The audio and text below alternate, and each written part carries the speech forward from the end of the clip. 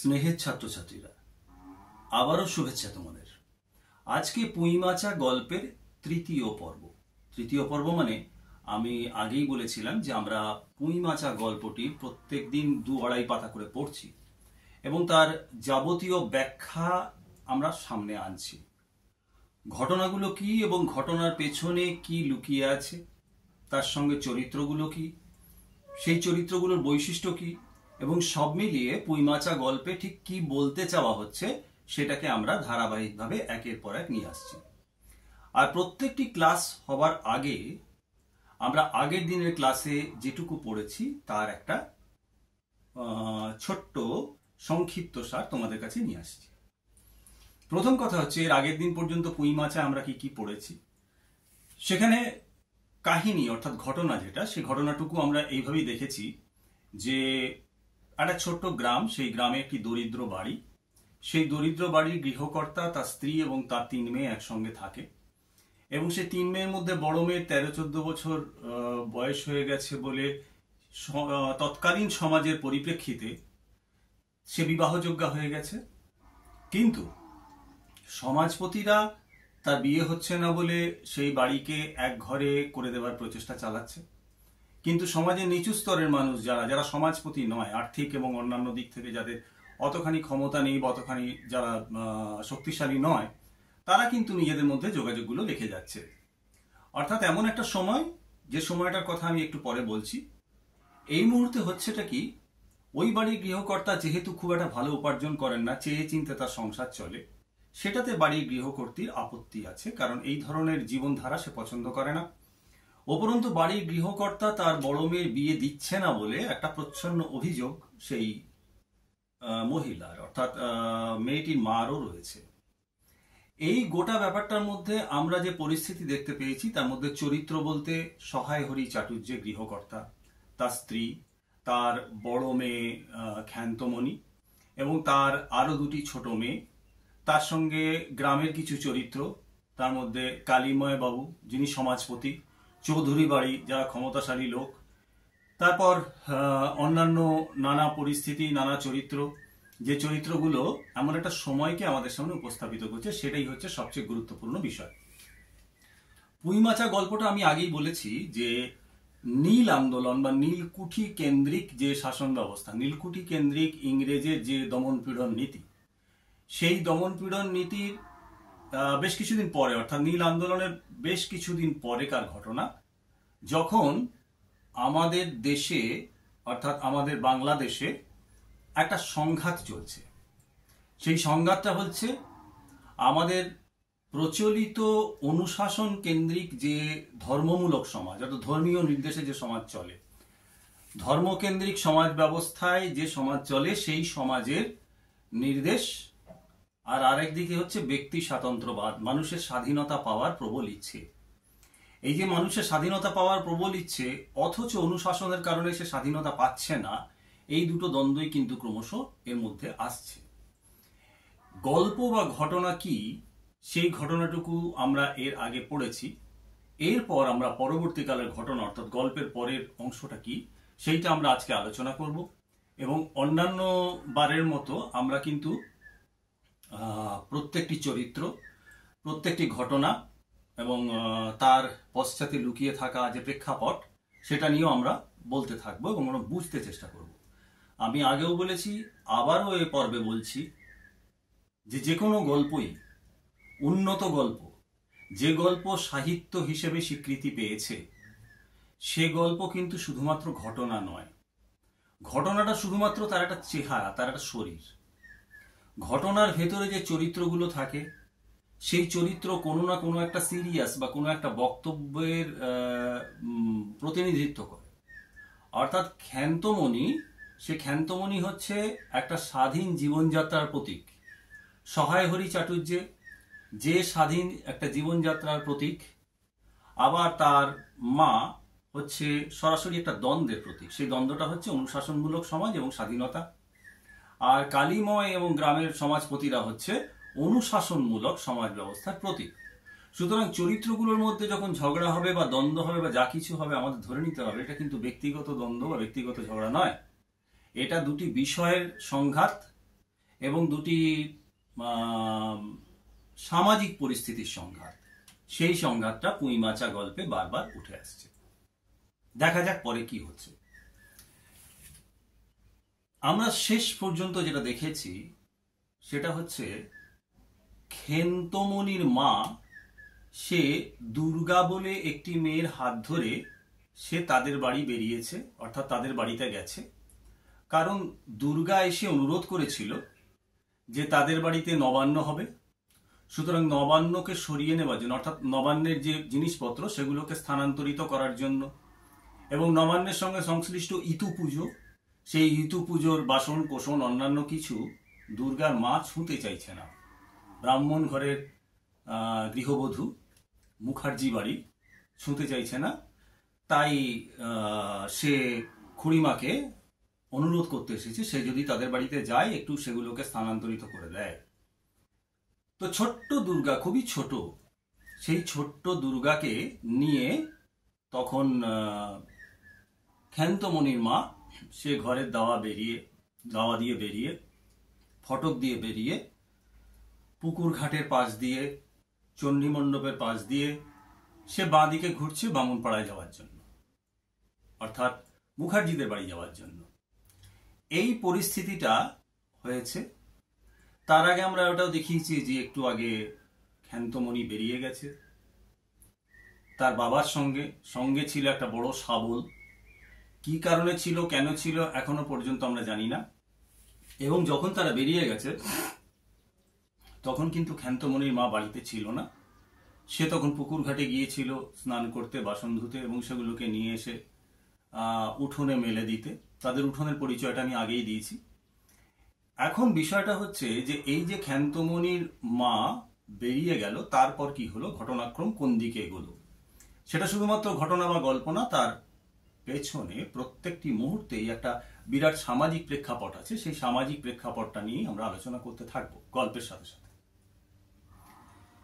খেন্তমণির মা দুর্গাকে নিয়ে যখন যাচ্ছে, হ্যাঁ, সেই যে জঙ্গলটা, অর্থাৎ বামুনপাড়ায় ঢুকতে বাঁ দিকে একটি ছোট্ট জঙ্গল পড়ছে।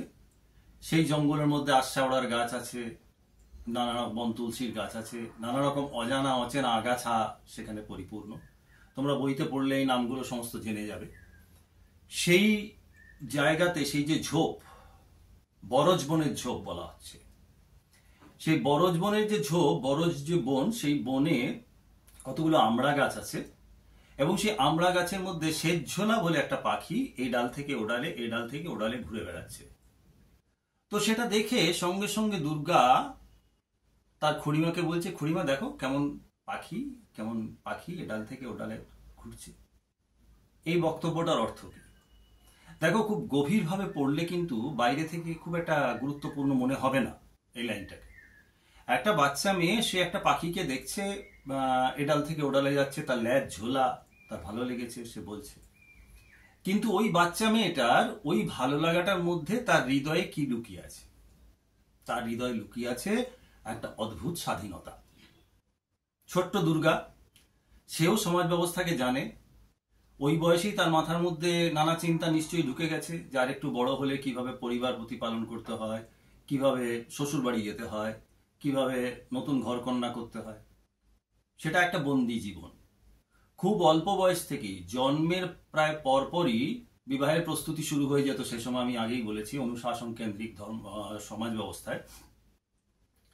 তাই ওই পাখিটাকে দেখে তার খুব ভালো লাগছে, কারণ সেই পাখিটা কেমন মুক্ত, সে পাখিটা কেমন স্বাধীন।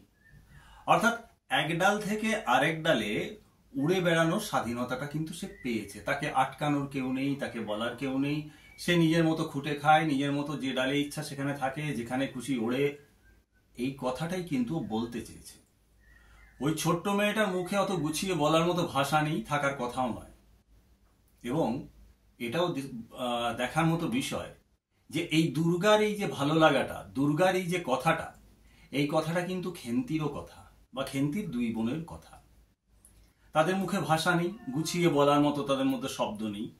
সুতরাং যে পরিস্থিতির মধ্যে দিয়ে যাচ্ছে সবকিছু, সেই পরিস্থিতিতে সবকিছু তারা একরকম মেনে নিতে চাইছে না, অথচ মেনে নিতে বাধ্য হচ্ছে। সেই সভ্যতার দ্বন্দ্বটা তাদের মনের মধ্যে চলছে।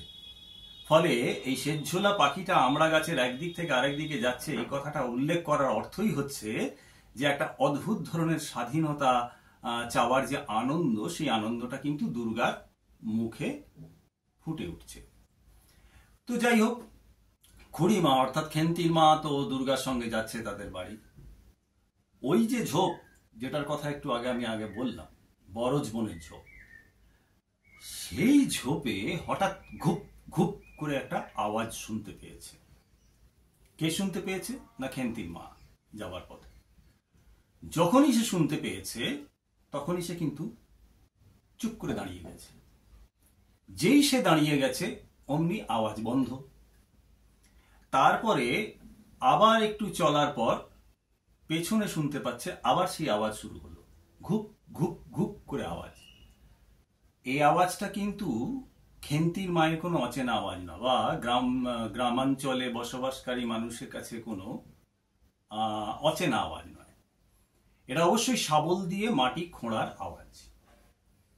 কেউ ওই ঝোপের মধ্যে, এবং ঝোপও বিপজ্জনক, সেখানে কিন্তু নানা রকম প্রাণী থাকতে পারে যে প্রাণীগুলো মানুষের ক্ষতি করতে পারে। সেই বিপজ্জনক ঝোপের মুখে ঘুপ ঘুপ করে শাবল চালাচ্ছে কেউ, এটা কিন্তু বুঝতে বাকি থাকে না খেন্তির মার। খেন্তির মা কিন্তু সঙ্গে সঙ্গে ধরে ফেলে যে ওইটার ভেতরে খেন্তির বাবা আছে, অর্থাৎ এটা এক ধরনের চুরি। কি চুরি, কেন চুরি, সে বিষয়টা সে বুঝে উঠতে পারে না তখনও পর্যন্ত। কিন্তু তার মনের মধ্যে এই বিশ্বাসটা বদ্ধমূল হয় যে ওখানে খেন্তির বাবা ঢুকেছে, সঙ্গে খেন্তি অবশ্যই আছে, কারণ বাপ বেটি সবসময় একসঙ্গেই চক্রান্ত করে। এবং সেখানে গিয়ে তারা কিছু খুঁড়ছে। কি খুঁড়ছে সেটা সে বোঝেনি। যথারীতি সে শুধু এইটুকুই দেখেছে যে সে যখন দাঁড়িয়ে গেল তখন ওই ঘুপ ঘুপ আওয়াজ বন্ধ হয়ে গেল, অর্থাৎ শাবল দিয়ে মাটি খোঁড়ার আওয়াজ বন্ধ হয়ে গেল। আবার যখন সে সেই জায়গা থেকে এগিয়ে গেল তখন কিছুক্ষণ বন্ধ রইল, বেশ কিছুটা চলে যাওয়ার পর আবার পেছনে ঘুপ ঘুপ করে আওয়াজ হতে শুরু করল। তো এইরকম একটা ধারণা নিয়ে সে যথারীতি দুর্গার সঙ্গে তাদের বাড়িতে চলে গেল। তাদের বাড়ির কাজ শেষ হল। সেই কাজটুকু করে খেন্তির মা আবার ফিরে এলো নিজের ঘরে। যখন নিজের ঘরে ফিরে এলো তখন সে কি দেখলো, সেই দৃশ্যটা আমি আরো একবার তোমাদেরকে বলে দিই। খেন্তিদের বাড়ি, অর্থাৎ সহায় হরি চাটু যে খেন্তির বাবা, তার ভদ্রাসন, সেটা বেশ একটা অনেক বড় এলাকা। কারণ আমি আগেই বলেছি যে নীলকুঠির আমলে সহায় হরির পূর্বপুরুষ পরমেশ্বর চাটুর্যে একজন প্রভাবশালী মানুষ ছিলেন, এবং অতখানি জায়গার মধ্যে তার যেমন চালা দেওয়া ঘর আছে, খুঁটি দিয়ে সেই চালাগুলো ধরে আছে, সেখানে পরপর 2-3টে ঘর, দূরে একটা রান্নাঘর আছে, মাঝে কাঁঠাল গাছ আছে উঠোনের মাঝে, দাওয়া আছে বড়, তার সঙ্গে মাচা করার জন্য জায়গা রয়েছে, একদিকে ছাইটাই ফেলার জায়গা রয়েছে, ঘরের পিছন দিকে বনাঞ্চল, একদিকে পাঁচিল একটু ভাঙা, এবং সেই ভাঙা পাঁচিলের ওই দিকে কিছু অনামা অখ্যাত গাছ জন্ম নিয়েছে, কণ্টিকারী গাছ জন্ম নিয়েছে, এবং তার সঙ্গে সঙ্গে কিছু অজানা অচেনা গাছ জন্ম নিয়েছে। এই হচ্ছে পরিবেশ। তো খেন্তির মা যখন মুখার্জি বাড়ির কাজ সেরে এলো এবং সেরে এসে সে যখন ঘরে ঢুকলো, দেখলো উঠোনে বসে আছে খেন্তি। সে কি করছে? সে তার খোঁপা খুলছে। জানো, খোঁপা হচ্ছে চুলের একটা শিল্পকলা, যেটা আগেকার দিনে ছিল, এখন আর নেই। আগেকার দিনের চুলের একটা ব্যাপার ছিল মেয়েদের, যার যত বড় চুল হতো সেটাকে সৌন্দর্যের অনেক বড় বেশি মাপকাঠি ধরা হতো, এবং সেই চুলকে খোঁপা করে রাখা ছিল একটা প্রথা, একটা ফ্যাশন। তো সে খোঁপা খুলছে। কেন খুলছে? না, চুলে সে তেল মাখবে, স্নান করতে যাবে। তো শীতকালের সময় উঠোনে কিছুটা রোদ এসেছে, সেই রোদে বসে সে চুলে তেল মাখবে বলে প্রস্তুতি নিচ্ছে, এবং চারদিক কেমন শুনশান, কোনো আওয়াজ নেই, কোনো কথা নেই, বাড়িতে সহায় হরিও নেই, আর বাকি 2 বোনকে দেখা যাচ্ছে না। তো ঢুকেই প্রথমে কিছুটা সন্দেহের বশবর্তী হয়েই ক্ষান্তমণির মা তাকে জিজ্ঞেস করছে, ক্ষান্তমণিকে জিজ্ঞেস করছে যে তুই এখানে বসে কি করছিস? এত বেলা হয়ে গেল, তবু তুই স্নান করতে যাসনি কেন? তবু তুই নাইতে যাসনি কেন? ওদের নাইতে যাওয়া বা স্নান করতে যাওয়া মানে সবকিছু রেডি করে নিয়ে, গামছা টামছা পোশাক আশাক সবকিছু রেডি করে নিয়ে শেষ পর্যন্ত ওই নিজেদের ফটক দিয়ে বেরিয়ে যাওয়া, বেরিয়ে গিয়ে সামনে যে পুকুর ঘাট আছে সেখানে স্নান করা, সেখানেই জামা কাপড় কেচে নিয়ে আসা, নিয়ে এসে আবার মেলে দেওয়া ঘরের মধ্যে। তো উত্তরে ক্ষান্তমণি তখন বলছে, হ্যাঁ হ্যাঁ আমি যাচ্ছি, আমি প্রস্তুত হয়ে গেছি, আমি যাচ্ছি স্নান করতে। আর একটুখানি ব্যাপার তো, বেশি তো কিছু নয়। এই না বলা, এবং ক্ষান্তমণির মা সেই বিষয়টাকে বোঝার চেষ্টা করছে, তার উত্তরের মধ্যে কি রয়েছে সেটাকে বোঝার চেষ্টা করছে। এমন সময় ফটক দিয়ে সহায়হরি ঢোকে, অর্থাৎ খেন্তির বাবা সেইখানে ঢুকলো। খেন্তির বাবা শুধু একটা ঢুকলো না, তার কাঁধে এবং হাতে একটা বিরাট আকারের মেটে আলু। এই মেটে আলু তো নিশ্চয়ই মাটি খুঁড়ে বের করা হয়েছে। সেটা দেখে এতক্ষণ পর্যন্ত খেন্তির বাবার সম্পর্কে যে ধারণাটা ছিল তার মায়ের, সেটা আরো বদ্ধমূল হলো। পরিষ্কার ধরে নিল খেন্তির মা যে ওর বাবা ওই জঙ্গলের মধ্যে গিয়ে, বরজবনের জঙ্গলের মধ্যে গিয়ে শাবল দিয়ে খুঁড়ে ওই বড় মেটে আলুটাকে তুলে এনেছে, না বলে চুরি করে। কিন্তু সে কিছু বলার আগেই এদিকে আমাদের সহায়হরি বুঝে যায় যে এই মেটে আলুটা নিয়ে একটা কুরুক্ষেত্র হবে এখন। তাই সে প্রথম থেকেই সাফাই গাইতে থাকে। সে বলে যে মাইশা চৌকিদার, তার সঙ্গে সহায়হরির প্রায়ই দেখা হয়, বারবারই বলে, বামুন ঠাকুর এদিকে তো আসো না তোমরা, মাঝে মাঝে পায়ের ধুলো দাও। এই তো দেখো না বেড়ার ধারে মেটে আলু করে রেখেছি, একবার আসলেই হয়। সেই জন্যই আমি গিয়েছিলাম, তো দিল তাই নিয়ে এলাম। তখন কিন্তু খেন্তির মা সেটাকে স্বীকার করে না। সে তেলে বেগুনে জ্বলে ওঠে এবং জ্বলে উঠে বলে যে তুমি ভুলভাল বুঝিও না, এই বয়সকালে আর মিথ্যা কথা বলো না। তুমি আসলে ওটা চুরি করে এনেছো। খাবার দাবার মুরদ নেই, উপার্জন করার মুরদ নেই, প্রতিষ্ঠার মুরদ নেই, মেয়ের বিয়ে দেওয়ার মুরদ নেই, শুধুমাত্র চেয়ে চিনতে খাও, সুতরাং ওটা তুমি চুরি করে এনেছো। এইখানে কিন্তু বিষয়টা আর একবার ফিরে আসছে। এই যে মুরদ নেই, কোনো কিছুরই মুরদ নেই, প্রত্যেকটার মুরদ নেই এর পিছনেও কিন্তু একটা করে কারণ আছে। একটা হচ্ছে উপার্জন নেই, ওই দূর দরাজের এই গ্রামে সেইখানে উপার্জন করার মতো পরিস্থিতি তার নেই। দ্বিতীয়ত সে স্বাধীনভাবে বাঁচতে চায় এবং নিজের মেয়েকেও ঠিক সেইভাবেই বাঁচতে দিতে চায়। তার সাথে সাথে মেয়ের বিয়ে দেওয়ার মুরদ নেই, সে মেয়ের বিয়ে দিতে চায় না আদৌ। যেখানে সেখানে মেয়ের বিয়ে 13-14 বছরে বিয়ে দিয়ে তার শৈশবটাকে নষ্ট করে দেওয়া, তার জীবনটাকে নষ্ট করে দিতে সে চায় না। সে স্বাধীনতার পক্ষে, সে ইচ্ছে ডানার পক্ষে। সে মেয়ের ইচ্ছেকে গুরুত্ব দিয়ে তার জীবনটাকে সুন্দর করে তবে প্রথাগতভাবে ভালো পাত্রের কাছে পাত্রস্থ করার প্রয়াস চালায়। কিন্তু সমাজ সেটা হতে দেয় না। যাই হোক, তো সমাজ এবং অনুশাসন, সামাজিক অনুশাসন এবং ব্যক্তি স্বাতন্ত্র্যবাদ অর্থাৎ স্বাধীনতা, এই দুটোর যে সংঘাত সেই সময় ছিল, সেই সংঘাতটাই একের পর এক ঘটনায় কিন্তু প্রকাশ পাচ্ছে এবং বিভূতিভূষণ সেটাই আঁকতে চাইছেন। এই ঘটনাটাও ঠিক তারই একটা প্রতিফলন। যাই হোক, তবু যখন অভিযোগটা করলো খেন্তির মা খেন্তির বাবার বিরুদ্ধে যে তুমি চুরি করে এনেছো, তোমার কোনো কিছুরই মুরদ নেই, তাহলে তুমি চুরি করছো, করো, যা খুশি করো, আমার কিছু বলার নেই, কিন্তু মেয়েটাকে কেন ওর মধ্যে টানছো? কারণ মেয়েটার বিয়ে হয়নি। ওর সম্পর্কে যদি এই ধরনের একটা প্রচার হয় যে ও একটা চোর, তাহলে কি ওর বিয়ে হবে?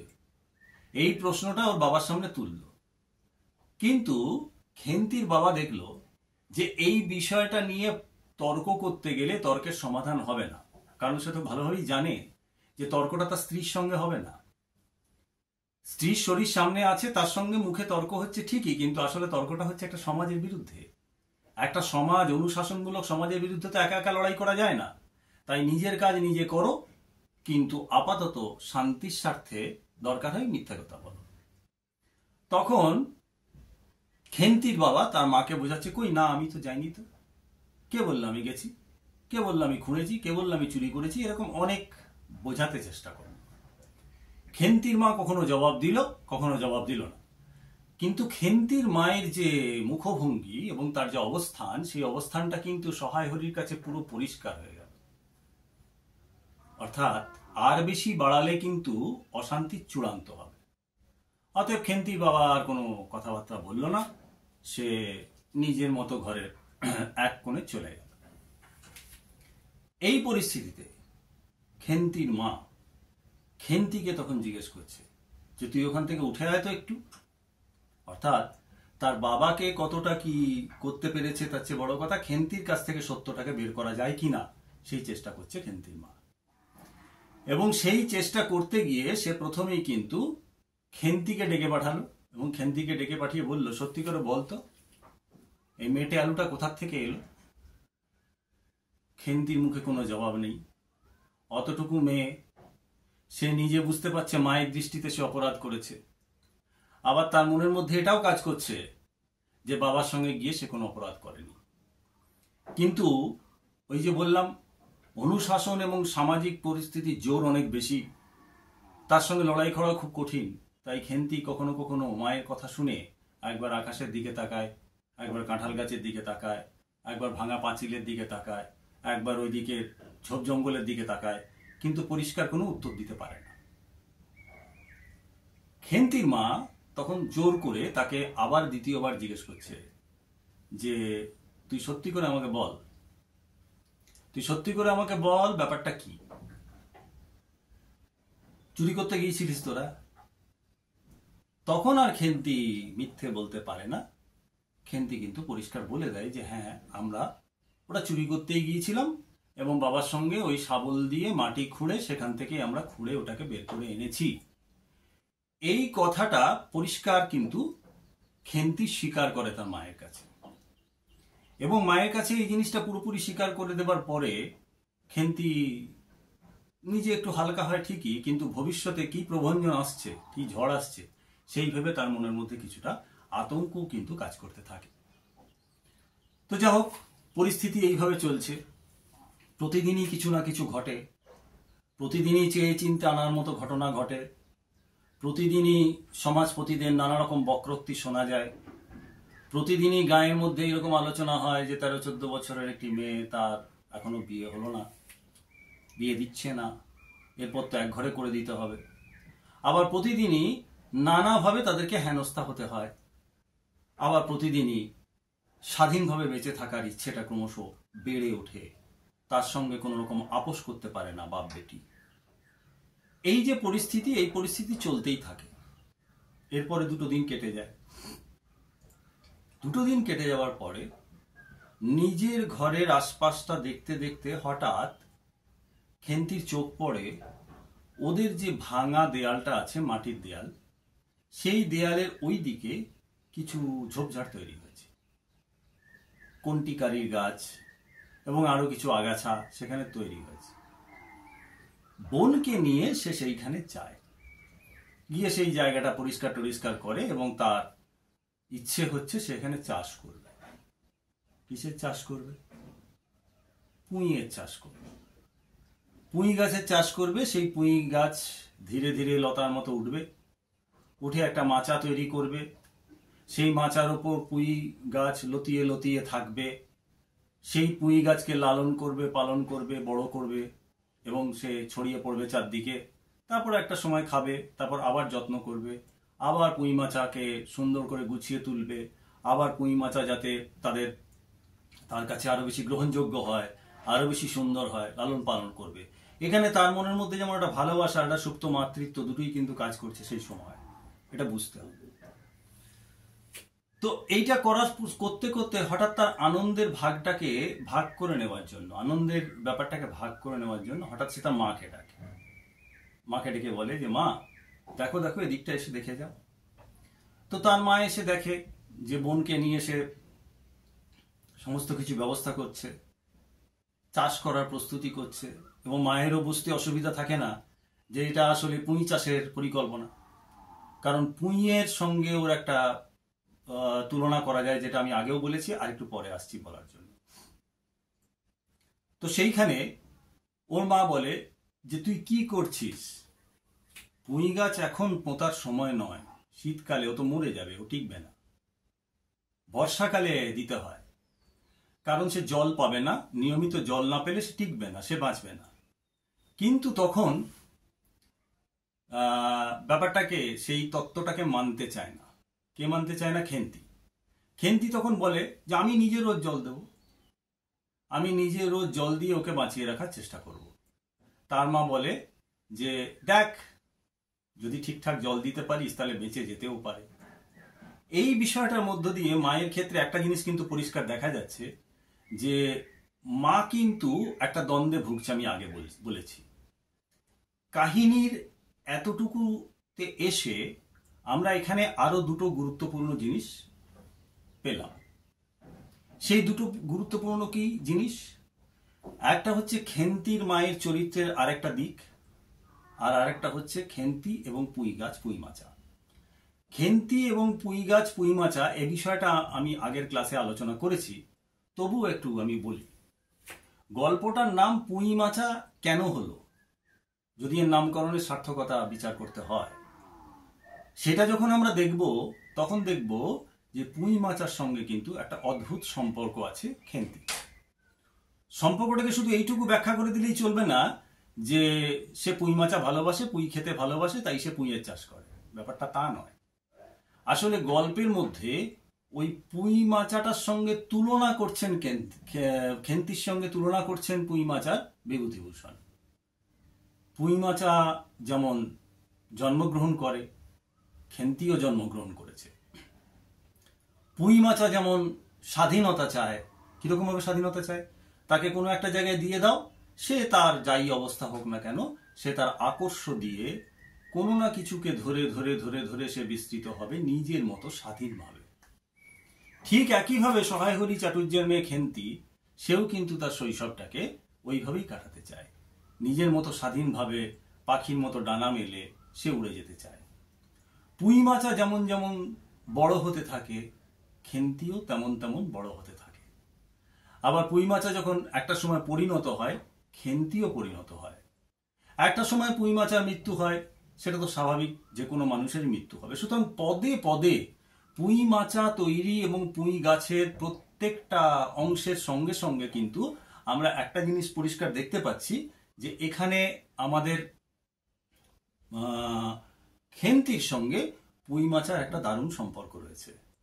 অর্থাৎ এই পুঁই মাচা বলতে খেন্তির জীবনের কথা বলা হচ্ছে, পুঁই মাচা বলতে একটা সমাজের কথা বলা হচ্ছে, পুঁই মাচা বলতে স্বাধীনতার কথা বলা হচ্ছে, পুঁই মাচা বলতে নিজের ইচ্ছে নিজের মতন করে জীবন কাটানোর কথা বলা হচ্ছে, যেটা হচ্ছে না সেই সমাজে, কারণ অনুশাসনমূলক সমাজ।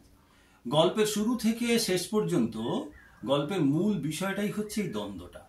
অর্থাৎ সেই সময়টা, যে সময়টায় একদিকে অনুশাসনমূলক সমাজের সমাজপতিরা যা বলবেন তাই মেনে নেওয়ার রীতি ছিল, কিন্তু ধীরে ধীরে ইংরেজ শাসন এবং ফরাসি বিপ্লব থেকে আমদানি করা ব্যক্তি স্বাতন্ত্র্যের নীতি, অর্থাৎ নিজে বাঁচবো, নিজের মতো বাঁচবো, নিজের স্বাধীনতায় বাঁচবো, নিজের ইচ্ছা মতো বাঁচবো, এই যে ভাবনাটা, এই ভাবনাটা কিন্তু বাঙালি সমাজে প্রবেশ করেছে, গ্রাম গ্রামান্তর পর্যন্ত পৌঁছেছে, যার পেছনে রামমোহন বিদ্যাসাগরের অবদান আছে। সেই যে ভাবনাটা, সেই ভাবনাটা কিন্তু ধীরে ধীরে বিস্তার লাভ করছে। ফলে গ্রামে এবং গ্রামীণ সমাজে শুধু নয়, চতুর্দিকের সমাজে কিন্তু এই কনফ্লিক্টটা ক্রমশ চলছে, এই দ্বন্দ্বটা ক্রমশ চলছে। অনুশাসন জিতবে নাকি স্বাধীনতা জিতবে, অনুশাসন জিতবে নাকি স্বাধীনতা জিতবে। কিন্তু একটা জিনিস দেখার ব্যাপার আছে, গল্পটা যদি আরো 100 বছর বা 150 বছর আগের প্রেক্ষাপটে লেখা হতো, তাহলে কিন্তু অনুশাসন অবশ্যই জিতত। তখন সতীদাহ হয়ে যেত, তখন গৌরীদান হয়ে যেত, তখন গঙ্গাসাগরে সন্তান বিসর্জন হয়ে যেত। কিন্তু বিষয়টা হচ্ছে, সেটা হচ্ছে না।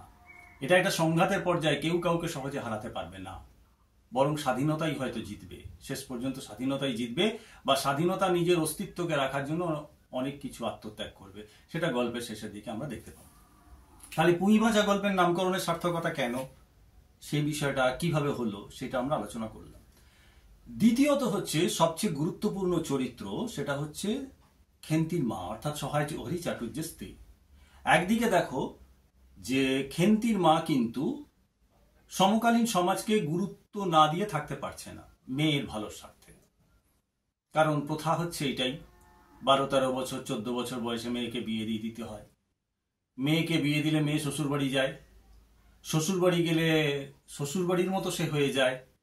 অতএব শ্বশুরবাড়িতে ভালো লাগুক আর না লাগুক, সেই ভালো লাগা না লাগাগুলোকে নিয়ে চলতে চলতে অভ্যস্ত হয়ে যায় মেয়েরা। তার মা এটাই চাইছে। তার কারণ যদি এর বিপরীত স্রোতে হাঁটা যায় তাহলে সমাজে মোকাবিলা করতে হবে।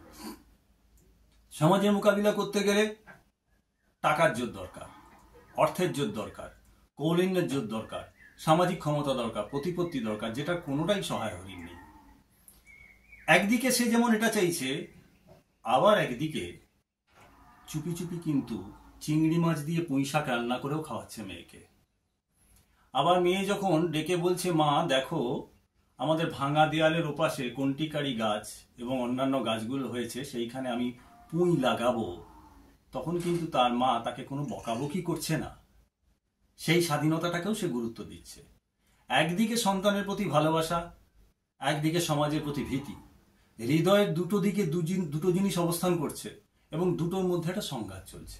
তাহলে কি আমরা বলতে পারি যে যে সময়কার গল্প, সেই সময় আমি আগেই বলেছি অনুশাসন কেন্দ্রিক সমাজ ব্যবস্থা এবং স্বাধীনতা প্রিয় সমাজ ব্যবস্থার যে দ্বন্দ্বটা চলছে, সেই দ্বন্দ্বটা বিচ্ছিন্নভাবে যেমন গ্রামীণ সমাজে চলছে, তারই একটা প্রতিফলন আমরা ওর মায়ের চরিত্রে দেখতে পাচ্ছি। আমি গল্পের শুরুতেই বলেছিলাম কিন্তু যে কোনো গল্পের যে চরিত্রগুলো থাকে, সেই চরিত্রগুলো শুধুমাত্র চরিত্র নয়, কোনো ঘটনায় একটা ঘটনা বলে দিচ্ছি, সেই ঘটনায় কতগুলো লোকজন আছে, ঘটনায় তারা কি ভাগে নিয়েছে সেইটা বলে দিচ্ছি, ব্যাপারটা তা না। প্রত্যেকটা চরিত্র এক একটা বিষয়কে প্রতিনিধিত্ব করে। যেমন সহায় হরিকে দিয়ে স্বাধীনতা বোধকে দেখানো হচ্ছে, সহায় হরিকে দিয়ে দরিদ্র মানুষের অস্তিত্বের জন্য ক্রমশ নিচে নেমে যাওয়ার ব্যাপারটা দেখানো হচ্ছে। পুঁই মাচাকে দিয়ে এবং খেন্তিকে দিয়ে ইচ্ছে মতো নিজের জীবনকে সাজিয়ে নেওয়ার অধিকার প্রতিষ্ঠা, এটাকে দেখানো হচ্ছে। খেন্তির মায়ের মধ্যে অনুশাসনমূলক সমাজ এবং তার সাথে সাথে স্বাধীনতা প্রিয়তা, সন্তানের প্রতি ভালোবাসা, এটাকে দেখানো হচ্ছে। কালীকৃষ্ণর মধ্য দিয়ে অনুশাসনমূলক সমাজকে দেখানো হচ্ছে, কালীময়ের মধ্য দিয়ে অনুশাসনমূলক সমাজ ব্যবস্থাকে দেখানো হচ্ছে। ঠিক সেই রকম ভাবেই গয়া পিসির মধ্য দিয়ে, রায় কাকার মধ্য দিয়ে সাধারণ সামাজিকভাবে নিচু স্তরের মানুষ, সেই মানুষগুলোর মধ্যে পারস্পরিক যে সম্পর্ক আছে, সেই সম্পর্কটাকে দেখানো হচ্ছে। অর্থাৎ অনুশাসন যতই থাকুক, এক ঘরে যতই করুক, স্বাভাবিক মানুষরা যারা প্রতি মুহূর্তে অনুশাসনের আক্রমণে আতঙ্কিত, তারা কিন্তু আর অনুশাসনের দিকে যেতে চাইছে না।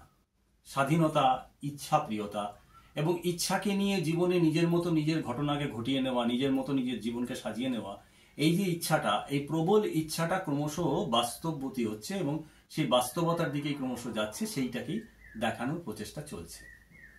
তাহলে এখনো পর্যন্ত আমরা গল্পটার যেটুকু পড়েছি, সেইটুকুর মধ্যে আমরা শুধুমাত্র এটাই দেখতে পাচ্ছি যে প্রত্যেকটা চরিত্র হয় স্বাধীনতা বা নিজের ইচ্ছা মতো বাঁচা, এই ভাবনাটাকে প্রতিষ্ঠিত করছে। এই প্রতিষ্ঠিত করার মধ্যে যেমন খেন্তি আছে, সেরকম খেন্তির বাবা আছে। আবার অনুশাসনমূলক সমাজ ব্যবস্থা, তার একটা প্রতিনিধিত্ব করছে কালীময়। আবার দুটোর মধ্যে যে দ্বন্দ্ব, সেই দ্বন্দ্বটা আধার হচ্ছে ক্ষান্তমণির মা, হাজার হাজার মা বাংলার, যারা এই সমস্যাটায় ভুগেছে শতাব্দীর পর শতাব্দী। পরবর্তীকালে পরিস্থিতির পরিবর্তন হয়েছে। এখন প্রশ্ন হচ্ছে যে ঘটনার পরিপ্রেক্ষিতে সে পুঁই মাচা করবে বলেছে, তার মাকে দেখিয়েছে, মা তাকে পরামর্শ দিয়েছে এটা পুঁই মাচা করার সময় না, বর্ষাকাল ছাড়া পুঁই মাচা করা যায় না। তবু সে নিজে জল দিয়ে পুঁই মাচাটাকে বাড়াবে এই হিসেব দেখাচ্ছে। অর্থাৎ নিজের জীবনটাকেই সে কিভাবে তৈরি করবে তার একটা দিক নির্দেশ করছে, সেটা মায়ের কাছে বলছে। এই রকম পরিস্থিতিতেই আমরা আজকে আমাদের ক্লাস শেষ করব। পরবর্তী ক্লাসে আমরা গল্পের প্রায় শেষাংশে চলে যাব এবং গল্পের চূড়ান্ত ক্লাইম্যাক্স, সেই ক্লাইম্যাক্সে আসল বক্তব্য কি সেটা উঠে আসবে। ততক্ষণ পর্যন্ত, আজ পর্যন্ত এই ক্লাস পর্যন্ত যা পড়ানো হলো, তোমরা অবশ্যই বই দেখে সেগুলো একটু পড়বে, ভাবার চেষ্টা করবে। আমরা আবার কালকে অন্য ক্লাসে চলে আসব। ততক্ষণ ছুটি।